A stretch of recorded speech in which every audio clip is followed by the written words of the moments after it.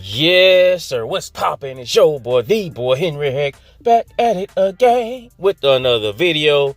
And we are going to go over yet another article for the 99 and the 2000 in reference to Ubisoft and Assassin's Creed Shadows, which dropped yesterday. I got my physical copy. I hadn't got to play it yet. I had a lot to do yesterday, so I hadn't got to play it yet, but a lot of people playing it. A lot of people enjoying it, and a lot of people are hating. But let's get back into the action. The title reads as such. Ubisoft removes controversial Assassin's Creed Shadows feature on day one. A new Assassin's Creed Shadow update removes the ability to destroy certain objects inside the shrines as the stealth RPG hits Steam. You feel? That's what they saying. It's a feature, and they removed it. That's what they were saying. On into the business. The Assassin's Creed Shadows launch day one is here, and Ubisoft's latest stealth RPG has finally arrived on Steam and other platforms. Reviews from both critics and players are strong, but just before its release, AC Shadows has been met with controversy owing to the fact that players may destroy certain objects inside of the shrines that are located within its world. Now, I've seen criticisms about this specific thing probably about months ago. You know, individuals who have Ubisoft derangement syndrome would go or look at certain videos and find things that they didn't like and then promote it as Ubisoft the terrible. You know what I mean? Because as we know, people love to shit on Ubisoft for whatever reason. And I always thought that, like, hey, you choosing to go do that. Sure, it's in the game, but you choosing to go do that. If you don't like sleeping with prostitutes and you think sleeping with prostitutes is a bad thing, and then you go inside GTA and sleep with prostitutes and then complain about it, that's a you issue. That's a you thing. You don't have to sleep with the prostitutes. You know what I mean? Questions about Assassin's Creed Shadows recreation of Japan have been raised in Japan's parliament. Now Ubisoft has quietly released an Assassin's Creed Shadows Day 1 patch that removes players' ability to damage particular objects inside the in-game shrines. Was it quiet though? Or did they I'm assuming they straight up said something about it. In our own Assassin's Creed Shadows review, regular contributor Reed McCarter explains how the stealth game and RPG has some promising ideas and great visual designs, but also struggles to maintain narrative momentum during its lengthy runtime. Elsewhere, the Assassin's Creed Shadows Steam launch is progressing well, and the game has attracted a very strong rating on Valve's store so far, based on player responses. They're shilling. They are shilling. They don't really enjoy the game. They got a kickback. They got a check. They lying to the people. Even on the precious Steam review rating system, people a bit, they lying to the people. On Wednesday, March 19th, I'm not going to even attempt to pronounce it, a Japanese politician and member of the House of Councilors raised a question in Parliament regarding the shrines in Assassin's Creed Shadows and the fact that players have the option to damage and destroy certain objects of furniture within them. I fear that allowing players to attack and destroy real-world locations in-game without permission could encourage similar behavior in real life, Kata said, according to the report ratified by IG in Japan. Shrine officials and local residents are also worried about this. Of course, freedom of expression must be respected. Freedom of expression must be respected, but acts that demean local culture should be avoided. Okay. Acts of local culture. What can we derive from that, right? They feel as though the game will incite certain individuals to then go to the real world locations and commit vandalism. I guess. I mean, if that's how they, sure. Not going to tip that either. Japan's prime minister responded to Kata's question. How to address this legally is something we need to discuss with the Ministry of Economy, Trade and Industry, the Ministry of Education, Culture, Sports, Science and Technology, and the Ministry of Foreign Affairs. Okay.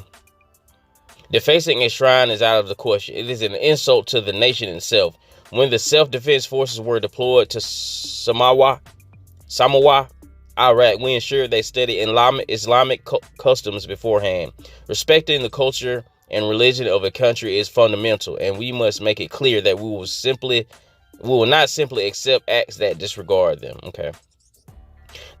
Now, on the same day that Assassin's Creed Shadows has been released, Ubisoft has deployed a patch that removes the ability to damage or destroy certain objects in the game shrine. Details of the update have not been shared directly to players yet, and as of this writing are not published on the game's Steam store page. However, they have been given directly to IGN. So if they've been given directly to a media outlet who has been,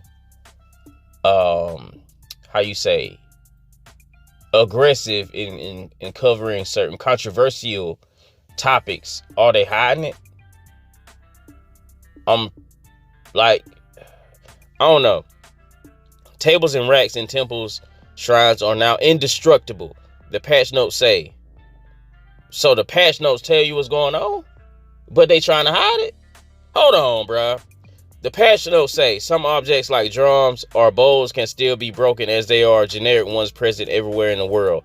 Tables are still dynamic objects, so players can still move or push them. You know, I'm still stuck on the fact that they're trying to hide it, but then you go up here talking about what the patch notes say. So if you read the patch notes, then... Alright, bro. Alright, you can follow... Alright, bullshit. I don't care about all that. Scroll back up here to individuals. It's one of them things where, you know, damn if you do, damn if you don't. Ubisoft is placed in a certain box, and people are going to, you know, respond accordingly. Like, you know, people made it an issue, then they turned around, and for whatever reason, be it people making an issue, prime minister making the issue, whatever, they went inside the game and then fixed the issue, and then, you know, now people are trying to say, oh, well, they're trying to hide it. Huh? What do you mean? And then to go and reference the patch notes, if an individual, I'm not going to say that the casual keep up with stuff like that, right? But if the casual ain't reading the patch notes more, it's pretty believable that the casual also don't know that all this controversy is going on in the first place. You know what I mean? Certain individuals will keep up with games to a certain degree that they up on everything. You know what I mean? So, sure, if they're privy to the controversy, then by nature of them being curious and into gaming culture and games industry and games commentary, they would also be the type to read fucking patch notes. So I don't really identify with the whole premise of they trying to hide and they trying to like stop the nonsense. It'd be one thing if they just did it and didn't tell nobody, and then somebody just found out that, you know, it was changed. But they told IGN. IGN like the gossip. IGN is this. Aside from Kotaku, IGN is really the TMZ of games media industry, whatever you want. However you want to, you know, arrange that. You know what I mean? So it was obviously gonna come out, and then there's patch notes.